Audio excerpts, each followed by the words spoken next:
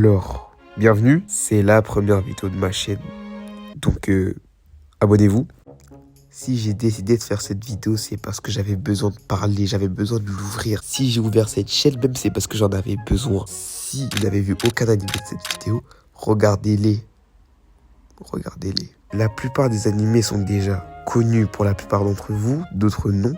Mais il y en a qui sont extrêmement connus, mais qui sont aujourd'hui dénigrés. Et c'est très grave, car ces animés sont des pionniers en fait dans le domaine. Moi je vous le dis honnêtement, à la fin de cette vidéo, votre vie va changer. Enfin, après que vous ayez vu les animés, du coup, votre vie va changer. Commençons sans plus tarder avec le premier animé de cette vidéo. Mon chouchou, mon pain béni à la crème sucrée bissapée. Kuroko no Basket. L'animé récemment a reçu une hype immense, je ne sais pas pourquoi, mais c'est dingue. Et franchement, je suis très content. Car vraiment, c'est un animé qui m'a déjà fait recommencer le basket, ce qui est dingue parce que ça fait depuis mes 7 ans que j'avais pas repris le basket et je suis encore jeune et j'espère encore jouer en NBA. Oui, cet anime me fait littéralement rêver. Alors on suit l'histoire de Taiga Kagami qui vient fraîchement des États-Unis, mec, boosté, tout ça, vraiment moi genre, qui arrive au lycée de Seirin. Seirin qui a un lycée vraiment éclaté mon gars. Et quand je te dis le lycée, il est gaze, il est vraiment gaze. Et on suit aussi Tetsuya Kuroko, un garçon discret et apparemment sans talent, parce que ce qu'il fait sur un terrain, les amis, c'est dit de Jokic. Il fait 1m79, mais dites-vous qu'il va quand même de la génération miracle. C'est dingue de se dire ça. Si vous n'avez pas regardé l'anime, vous ne pouvez pas comprendre. Regardez juste et vous verrez ce qu'est la génération miracle. Ça va rester dans votre tête, ça va vous traumatiser. Donc Taiga revenant des États-Unis et Kuroko venant de la génération miracle, on va suivre leurs aventures dans le lycée de Seirin, qui est nul à chier, bordel! Et les deux, à Seirin, vont former un excellent duo. Mais est-ce que Seirin va réussir à atteindre le sommet du basketball lycéen du Japon? Ce que Seirin n'a jamais réussi à faire. Mais avec l'arrivée des deux stars, on va suivre leur aventure dans plusieurs tournois. On va suivre les passés de certains personnages. Des personnages qui vont arriver au fil de l'histoire qui vont complètement changer la trame. Vraiment, c'est un animé de sport parmi les meilleurs. Alors pourquoi regarder Kuroko no Basket? Déjà, c'est un excellent animé de sport qui est pour moi dans le top 5 all time. Vraiment, cet animé apporte un air qu'on ne voit plus aujourd'hui dans les animés. Vraiment, c'est vraiment dingue. C'est le mot. Kuroko no Basket, c'est dingue. Vraiment, Kuroko no Basket, c'est un truc à part. Déjà que c'est époustouflant, même irréaliste parfois. Quand tu vois Midorima tirer à l'autre bout du terrain, ça reste... Vraiment, je sais pas comment c'est possible déjà. Ils sont au lycée, hein, je vous rappelle. L'animé pour l'époque a une excellente animation. Vraiment, c'est ce qui m'a choqué parce qu'on dirait vraiment un animé récent. Parce que quand t'as des animés comme Kakalok là, vraiment là, on dirait que c'est vraiment Blue Lock qui est sorti à l'époque de Kuroko. Des personnages charismatiques, la génération miracle, les plus grands farmers d'aura que j'ai jamais vu de ma vie. Mais c'est ça que j'aime avec Kuroko no Basket, j'ai envie de dire. Un vrai message sur l'esprit d'équipe. Et même la thématique principale finalement. Quand tu fais la comparaison Kagami, Kuroko, c'est ce qui parvient directement. Les matchs sont intenses et imprévisibles du début à la fin.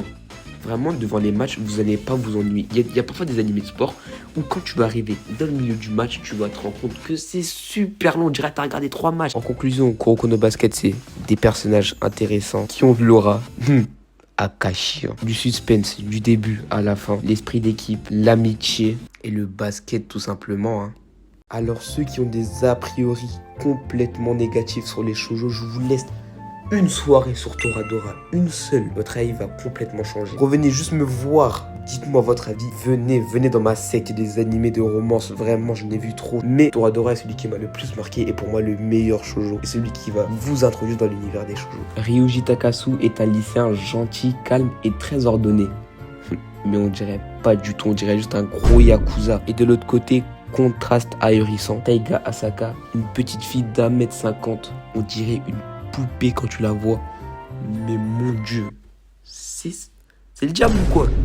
Les deux vont se rencontrer car elles seront dans le même lycée et à la fois voisins. Finalement, les deux vont devenir par sympathiser par une relation encore un peu plus spéciale. Ouais, c'est littéralement sa chienne, ouais. Ça part du fait que Ryoji découvre que Taiga a un crush sur son meilleur pote, Yusaku Kitamura. Mais aussi, Taiga découvre que Ryoji a un crush sur sa meilleure pote à elle, Minori Kushieda. Les deux vont finalement décider de s'entraider pour gérer à chacun leur crush, mais leur relation va évoluer comme Vous doutez bien, hein.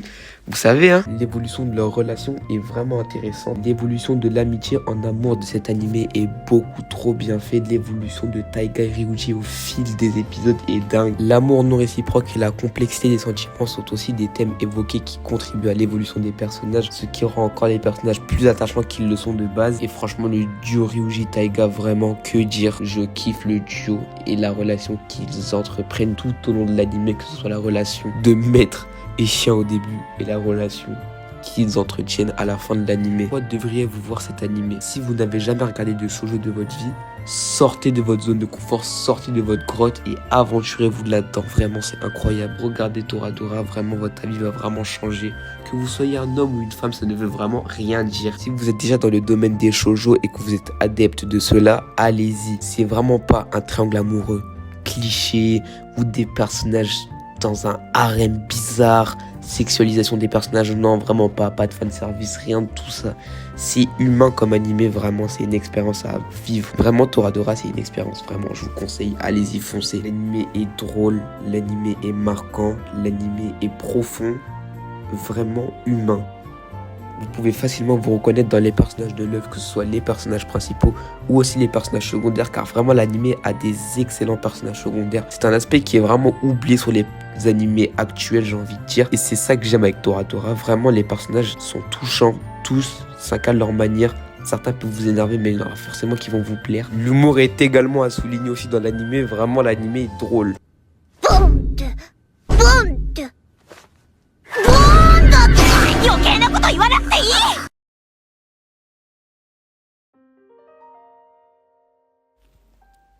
I have no enemies. C'est le thème finalement. Vinland Saga. Un animé qui va vous faire voyager, que ce soit dans le temps ou à l'intérieur de vous-même. Vous allez découvrir ce qu'est l'identité, votre personnalité. Vous allez vous en rendre compte en regardant Vinland Saga. Je vous parle sérieux. Vinland Saga n'est pas un animé. Du moins, pas un animé comme les autres. Ça, c'est une thérapie. Vinland Saga, c'est vraiment un mood dans lequel vous allez vous sentir bien. L'histoire, elle se déroule à l'époque des Vikings. Donc, ça remonte vers l'époque du XIe siècle. Pendant les guerres entre les Danois et les Anglais.